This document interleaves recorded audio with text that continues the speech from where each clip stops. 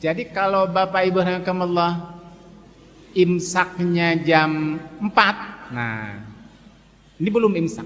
Sekali lagi ya, saya pernah menyampaikan. Jadi imsak itu ya fajar itu. Makna imsak itu maksudnya fajar. Kalau sebelum subuh itu bukan imsak, diganti istilahnya itu tanbih misalkan. Hati-hati misalkan itu. Atau apa ya? Warning ya gitu kan. Karena bukan imsak itu gak boleh. Nah sementara kalau selama belum fajar kan boleh makan, boleh minum gitu kan. Jadi istilah salah kaprah sebenarnya. Salah kaprah, yang salah tapi sudah menjadi dianggap suatu kebenaran. Imsak, puasa. Nah, padahal belum subuh.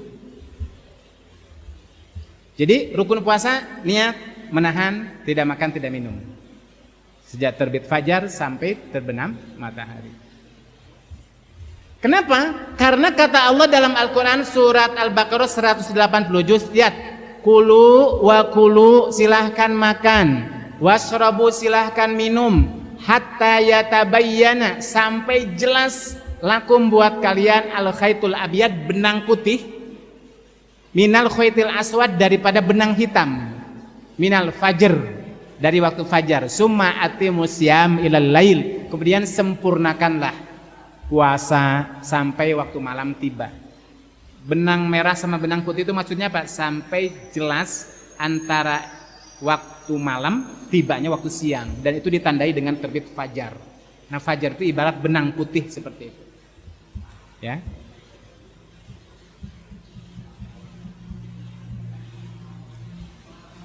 Ya.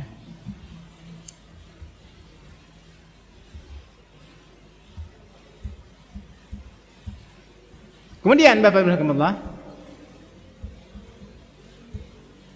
lalu terkait dengan fajar,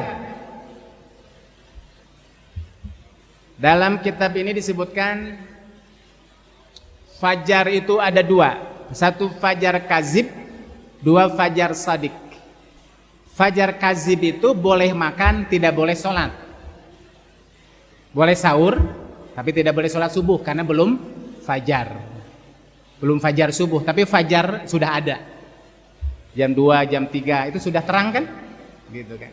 Nah kalau fajar sodik boleh sholat, tidak boleh makan karena sudah subuh, boleh sholat subuh, tidak boleh makan. Kata Nabi, al fajru fajrani, fajar itu ada dua, fajrun yahrumu fihi ta'am, fajar terbit dan di waktu itu adalah haram kamu makan, wa yuhillu fihi sholat, dan boleh kamu sholat subuh ya kan.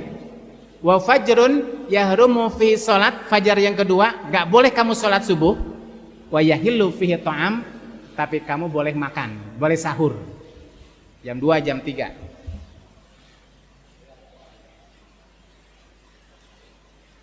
Aisyah berkata, anna Bilal kana yu'adzinu bil lail, Bilal itu tugasnya itu dia azan di waktu malam. Faqala Rasulullah SAW, kulu washrabu hatta yu'dzana ibnu Ummi Maktum, silakan makan, silakan minum sampai nanti Ummi Maktum azan. Jadi kalau Bilal azan, makan saja. Jadi Bapak Ibu, di zaman Nabi dulu azan itu 2 kali. Azan sebelum subuh yang biasa disebut azan awal, dan azan setelah subuh waktu menyingsing. Nah yang bertugas khusus azan subuh itu Abdullah bin Ummi Maktum, orang yang buta itu. Nah kalau sebelum subuh yang azan siapa? Bilal. Ada sebuah hadis, apabila engkau sedang makan kemudian tiba-tiba azan dikumandangkan, maka makanan itu jangan dibuang. Apabila makanan masih ada di mana? Di mulut, habiskan. Termasuk nasi yang ada di piring, habiskan saja. Kira-kira azan yang mana Pak Tuhan? Azannya Bilal atau azannya Ummi Maktum?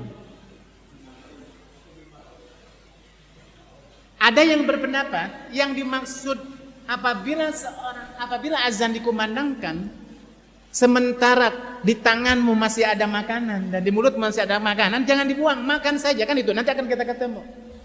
Itu dipahami, itu azannya Bilal, bukan azannya Umi Maktum. Karena kalau azannya Umi Maktum itu kan pertanda fajar, subuh. Kan ayatnya sudah jelas, kulu washrobu, silahkan makan, silahkan minum, hatta yatabayyana lakum al-khaitul abyad minal khaitil aswad minal fajr, sampai kamu jelas ada kepastian benang hitam dan benang putih waktu fajar.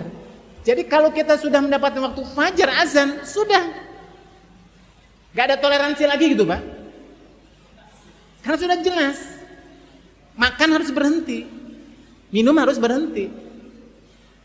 Nah terus kok ada azan yang kata Nabi, apabila azan dikumandangkan dan kamu di piring, di mulut masih ada makanan, ya jangan dibuang. Para ulama mengatakan apa? Ini yang dimaksud adalah azannya Bilal. Jadi apa, jangan dibuang, makan saja. Kenapa? Karena waktu subuh belum datang, gitu Pak. Kecuali kalau azannya Umi Maktum, gitu maksudnya Pak. Ya.